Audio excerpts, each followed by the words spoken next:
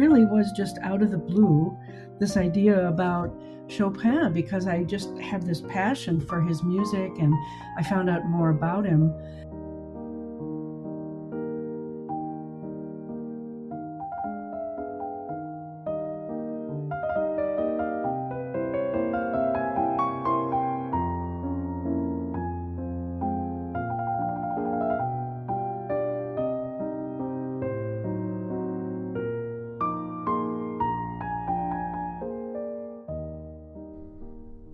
Hello, and welcome to History Through Fiction, the podcast. My name is Colin Mustful, host of the program, and today I am joined by Dr. Nancy Burkhalter, author of the novel The Education of Delhomme, Chopin, Sand, and La France. Piano is the coin, and on one side is the musician, on the other side is the tuner.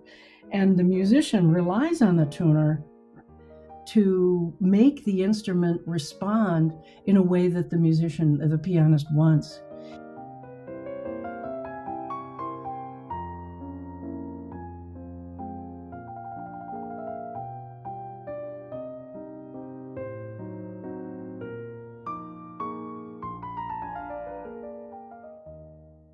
Dr. Nancy Burkhalter is a prolific educator and writer.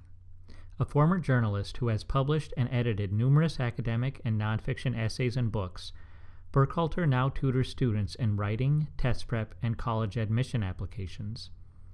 She has master's degrees in English education and journalism and a PhD in applied linguistics. As an educator overseas through the State Department, Burkhalter gained an interest in comparative education, which led her to her book and blog, Critical Thinking Now. Today, Burkhalter will discuss her debut novel, The Education of Delhomme, Chopin, Sand, and La France. The first thing I'd like to get into is just considering your extensive background in critical thinking and linguistics. What brought you to fiction? I had begun another book entirely when after I had gotten out of graduate school and also into at a university position as an adjunct, and the whole experience was so shocking to me that at how poorly I was treated, both as a student and as a colleague in a department, that I started, it was really for therapy. I started writing a book about, it was a murder mystery, and I killed all the people who had been mean to me.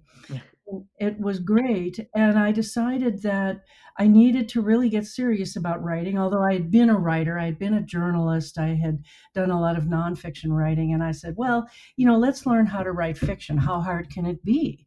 It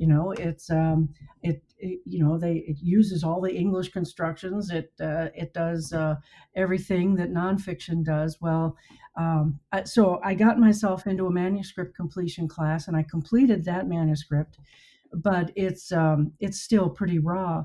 But then I decided that, and then I wrote another book because I wanted to encourage my son to read. So I wrote another novel about baseball, and that has been completed, but it's still also really raw.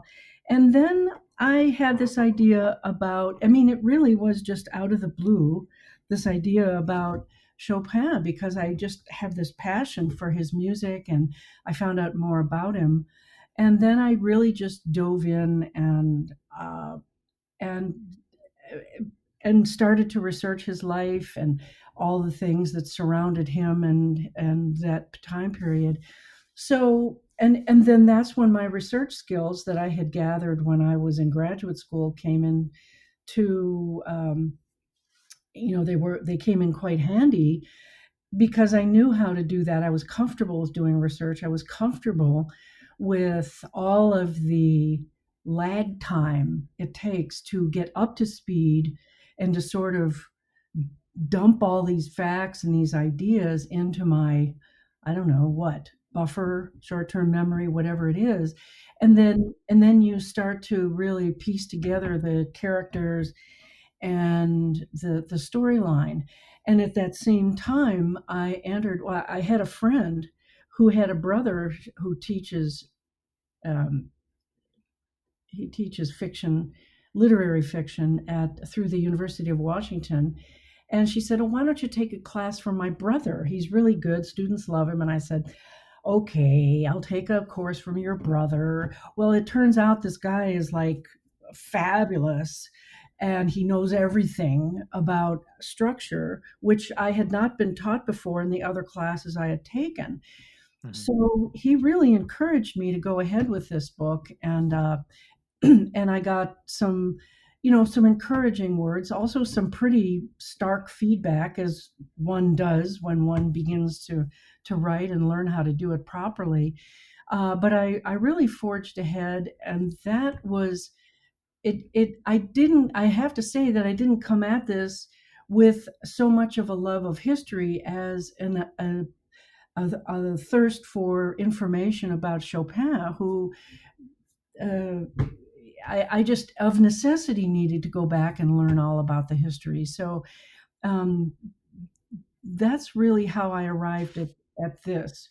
So I'm a writer who who is through nonfiction and through an idea she wanted to develop came into the historical realm of things, and so yes.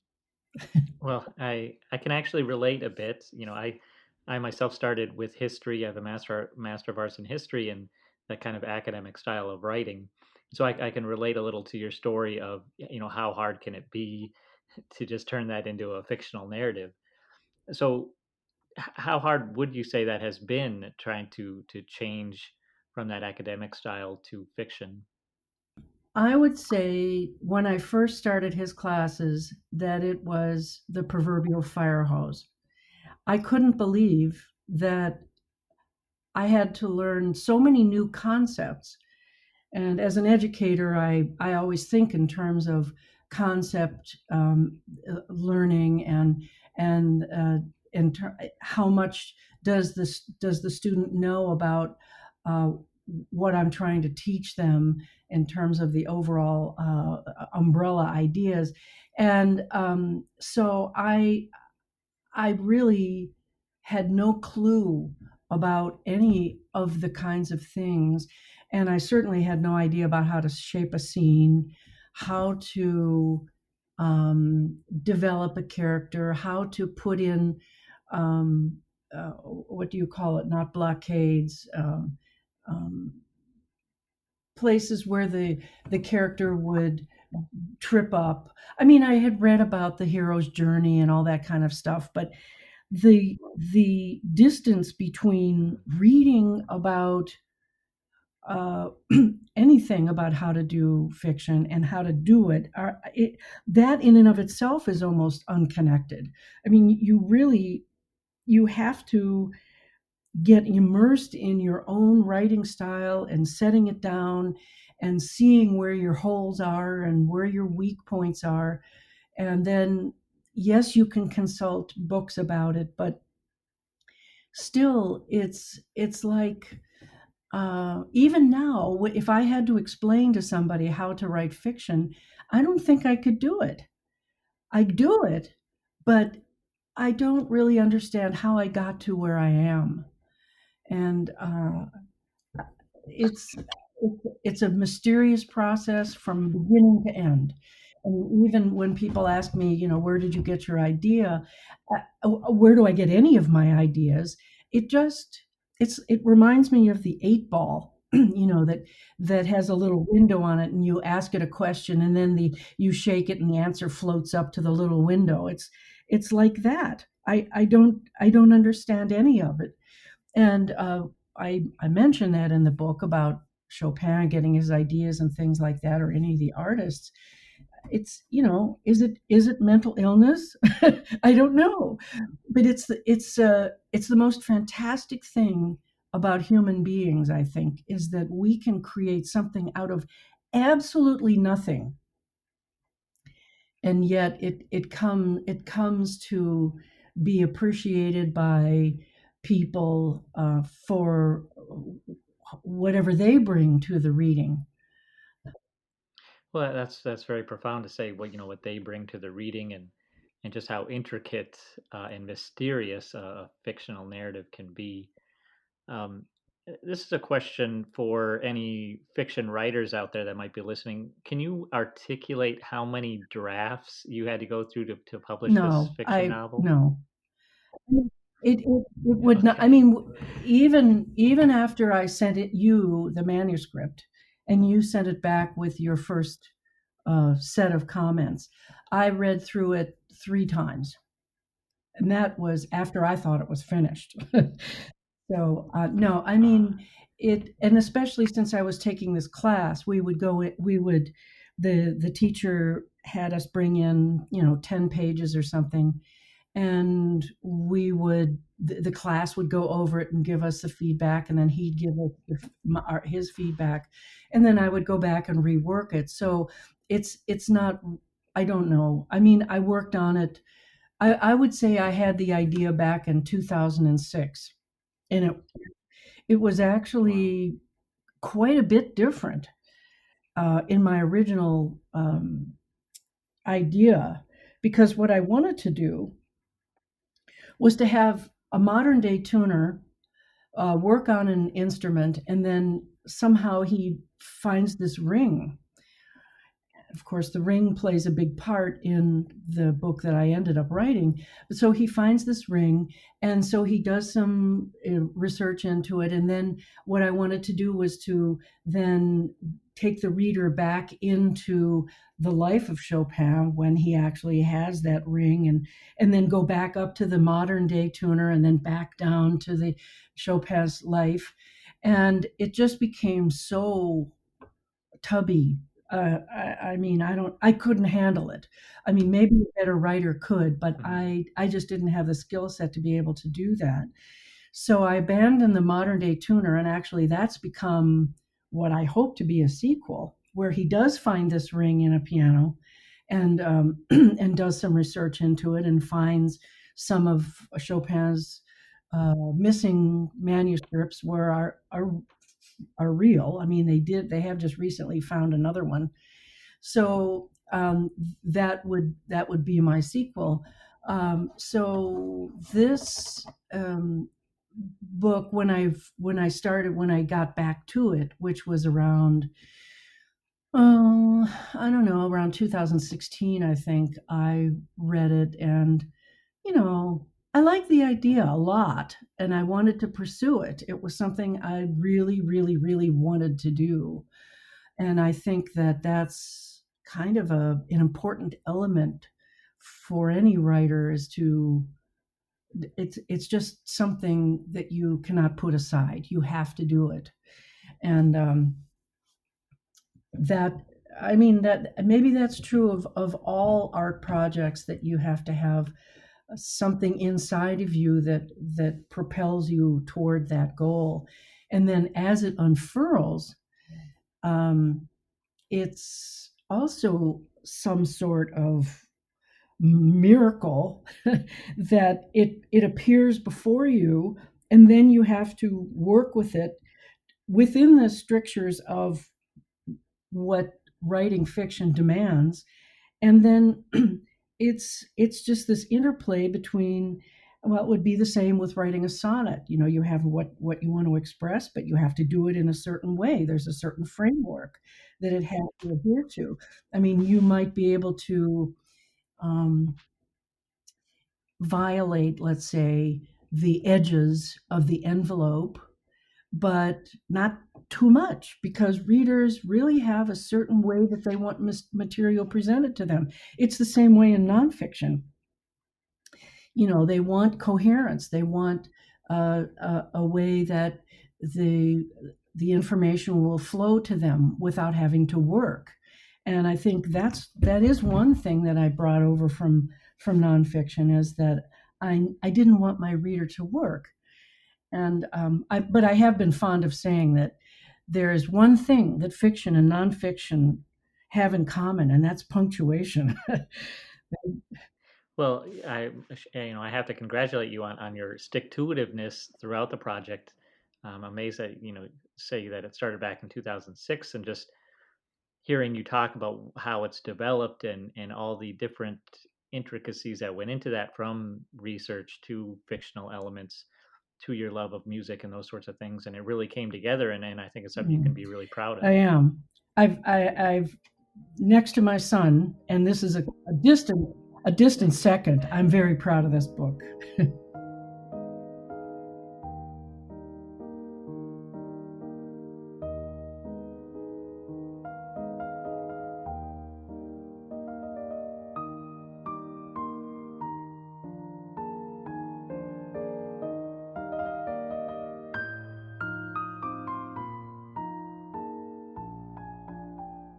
Well, talk a little bit more about Chopin and then the fictional character, Bilo Delhomme, the piano tuner. How did that created, and what's your background with classical music and piano tuning?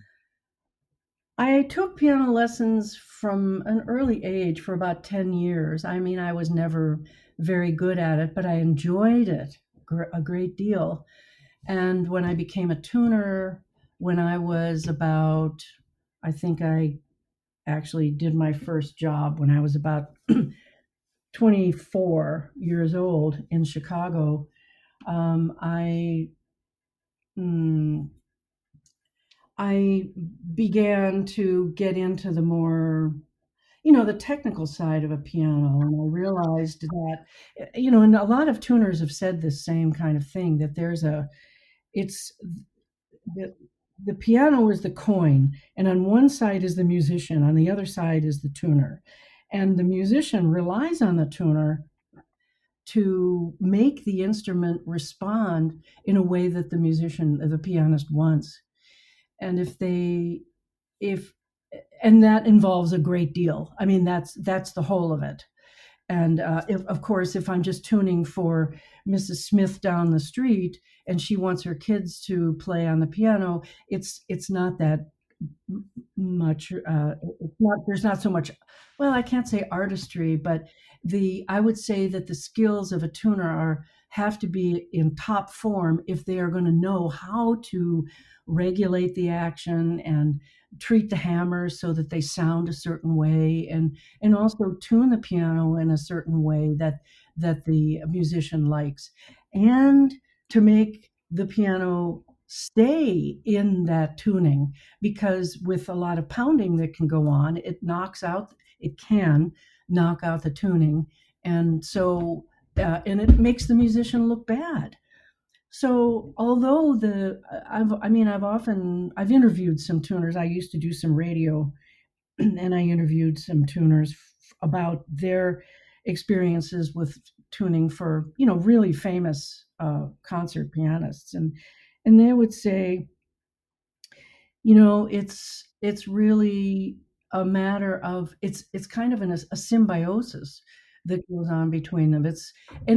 It's not even anything that the musician can necessarily articulate, but the eh, really top level tuners know, they've listened to these pianists and they understand how they play. They know what they need to eke out of an instrument. And Chopin was a very good example of that.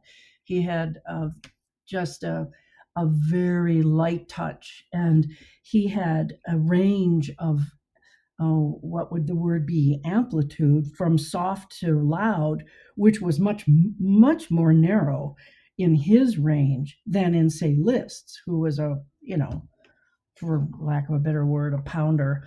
And so he had to be able to articulate and those within that range, and so the piano had to be sensitive to his touch and to what it was that he wanted to accomplish. So my that's why he liked certain instruments that were had a certain touch over others. Yeah, I can see that throughout the novel. You even have this little bit of a conflict between Chopin and Liszt, and it's something I'm not a musician myself, so I don't know a lot about, but it was interesting to see that in the novel. Yeah, they had kind of you know a little bit of competition, I think, So they were a little leery of one another, but in the end, they were friends. I don't know. It was kind of a strange relationship. He wasn't really friends with anybody. He had some really, really dear friends in Poland. They weren't musicians, I don't think. But he there's a book of his letters that have been translated, and they were quite warm, especially with his one friend. I mean, I don't know whether the translation was a good one or not, but he almost came off. It almost came off as sort of a homosexual relationship, and other people have said that about him too. Because he was, um, I don't know. It's hard to really grasp his personality because he was not in your face at all. He just liked to compose, and he was pretty much to himself most of the time. So he didn't really. That's one of the reasons that I wanted the book to be about him. That's and it's not really. I mean, it's a book that focuses sort of on him, but the piano tuner Beaulieu Delhomme is the I had to make him the main character because that was the only way I could really draw in Chopin's personality, his musical tastes, his practices, his views on how to do fingering and how to address the piano as you're sitting at it and things like that. So it really worked out as a mm, what what could I say? Is like um, a I don't know how to say it. It was just something that I had to do because he Chopin just was not a strong enough character to be a main character. I mean, Georges Sand is whoa. If anyone's strong enough to be a main character, she's it. She was fantastic, and I in the beginning when I started to read about her and Chopin's life, I really didn't like her, and I thought that was an interesting thing. I used to be married to a therapist, and one of the things he would always say is use your own body as an instrument to figure out what's going on with his client because that's your best way to help them see how they are coming off to other people. So when I got into this book, and I had this really visceral reaction to Georges Sand. I said, "Well, wait a minute. Uh, you know, I can't, I can't I can't react this way towards her. She's my character. I have to find out some way to really give her a voice and let her say what she needs to say." Um, and so that's when I began writing those diary entries because that was the surest way I knew to get her into the story and get her side of it and express her personality because I found it very interesting. She was unique. I mean, in history, I think she is just unique to be such a prolific writer at that time when women weren't allowed to write or weren't accepted as writers, and and to be such a forceful uh, um, part of French literary history. It's just she was really I have to say I came over to her side after a while. I saw her point of view, but I did not. I knew that I needed to. I could not luxuriate in hating her, and that was a really good lesson for me to kind of rise above the goings on of the characters and not get personally involved with them. I mean, maybe in the beginning you have to, but you have to put them through some horrible things. You have to make them do things that you would never want to do or want them to do. But that's where story comes in. That's where the reader gets hooked, and that's what literary fiction is all about: confrontation, um, being pushed back in your goals, and then and then achieving what you wanted in the first place. Although he didn't really. He turned out to be a pretty interesting character, that piano tuner, I have to Mhm. say. Well, I think you did with all your characters. You really were able to capture a unique voice for each one of them, and that's a difficult skill to master. Yeah, well, they weren't. It wasn't always that way, because I remember the class when I took something in, and one of the students said, "Uh, they all sound the same." And I myself have noticed that on TV when I see shows that where everybody talks the same, and I didn't like it, but I didn't know how to do that. I didn't know how to individuate the voices. Um, but with allowing her to write her own diaries, I really gave her a voice that, frankly, I don't know how French people are going to react to that if they read this book, because she's still, when I went over to visit her place, Nohant, in central France, I was in the taxi with the driver, and I said, "Oh, Georges Sand this and that," and he said, "Oh, they still teach her in school. She is still revered, in the echelon of writers in France. She is right up there still, 100 and what is it, 100 and almost 200 years later."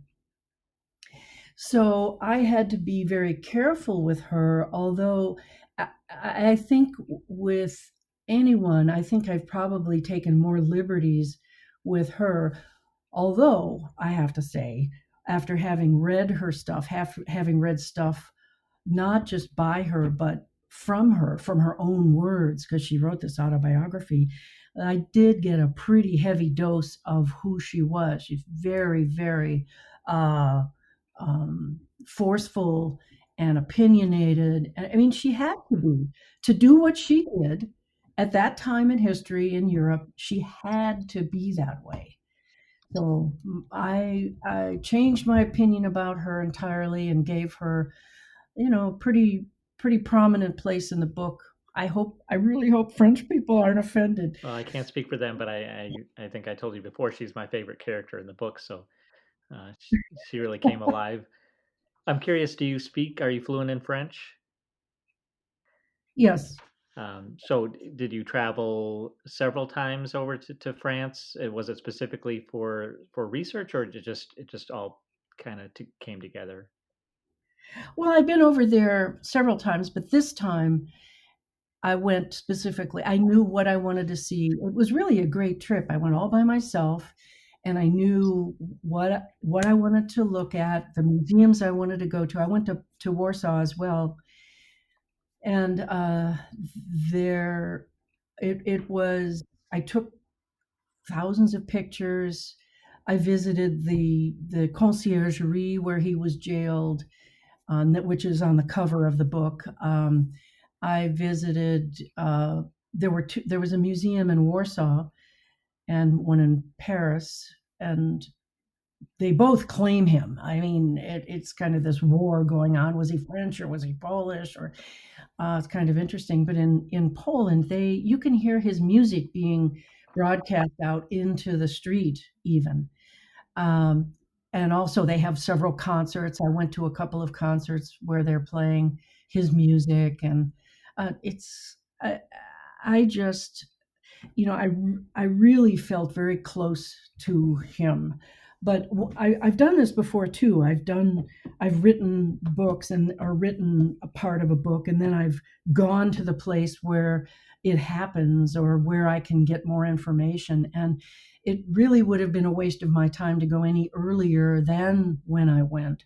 But it was very satisfying, and it's just it was it, incomparable in terms of giving me the information and the kind of the feel that I needed, especially of Noah. Mhm. Well, there's certainly a lot more we could dig into here, but I don't want to keep you too long. Um, this has been a very insightful conversation. I'm glad we've had a chance to do it. Before we go, I'd like to ask, who would you recommend this book for? Because it's filled with history, with music, with those. It's a compelling, suspenseful novel. Who do you think would appeal to?